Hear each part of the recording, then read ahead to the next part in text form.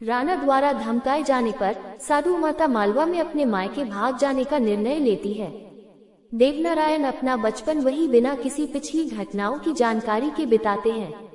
11 वर्ष के बाद एक दिन चोचू भाट 24 बागरावत भाइयों के कवि और वंशावली विशेषज्ञ देवनारायण की खोज में मालवा आते हैं।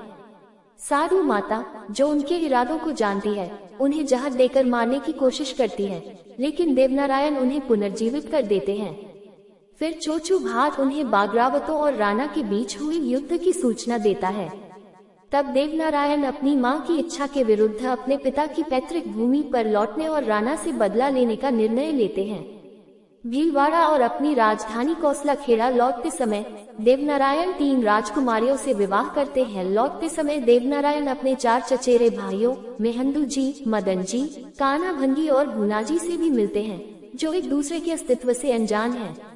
जहां मेहंदू जी बागरावतों के सहयोगी अजमेर के राजा के संरक्षण में हैं, वही भंगी बागरावतों के गुरु बाबा रूपनाथ की संगति में नाथ जोगी के रूप में बड़ा हुआ है।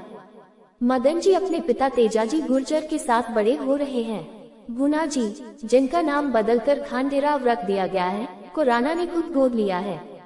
लेकिन जब चचेरे भाइयों को अपनी असली उत्पत्ति का पता चलता है, तो वे राणा के खिलाफ हमला करने के लिए देवनारायण के साथ मिल जाते हैं।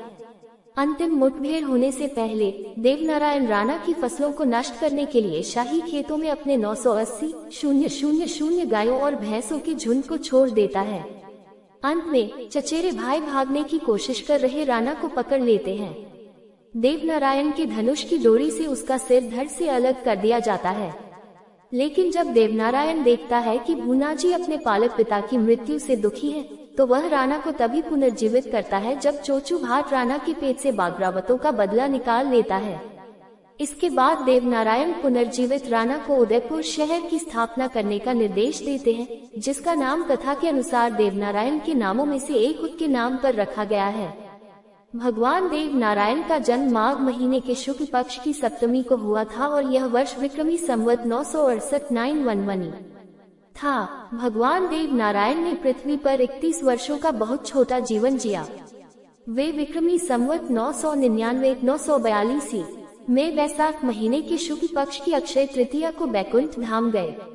ये वह समय था जब सम्राट महेंद्रपाल ने अपने विशाल साम्राज्य को अपने 2 बेटों के बीच बांट दिया और गुर्जर चौहान, गुर्जर परमार, गुर्जर चंडिला आदि जैसे गुर्जर सामंतों की वफादारी बंध गई। अंततः 915 के आसपास सम्राट महिपाल ने स्वयं को गुर्जर साम्राज्य के सिंहासन पर स्थापित किया, लेकिन विभिन्न सामंती राजाओं और उनके जागीरदारों की इन 2 गुर्जर प्रतिहार राजकुमारों के प्रति वफादारी के विभाजन के कारण गुर्जरों के बागरावत चौहानों का एक महान वंश पहले ही बलिदान हो चुका था।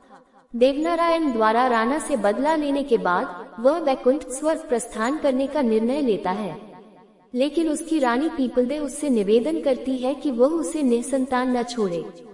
उसके एक लड़का बिला और एक लड़की बिली पैदा होते हैं। बिली को अपने पिता की दिव्यता का एहसास जल्दी हो जाता है, लेकिन बिला जिद्दी है और अपने पिता के अधिकार को स्वीकार करने से इनकार कर देता है।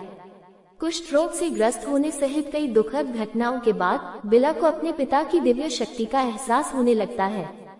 फिर वह देवनारायण के पहले मंदिर की देखभाल करने और देवनारायण का पहला पुजारी बनने के लिए सहमत होता है, जिससे पुजारियों की वंशावली चलती है।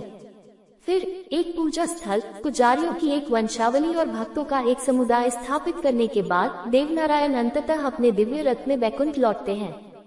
3 महाकाव्य के अनुसार शिशु देवनारायण को शेरनी ने दूध पिलाया था। इसी से प्रसिद्ध राजस्थानी कहावत बनी, गुर्जरी जाया नहरी जाया, जिसका अर्थ है गुर्जर का बेटा शेर से कम नहीं होता।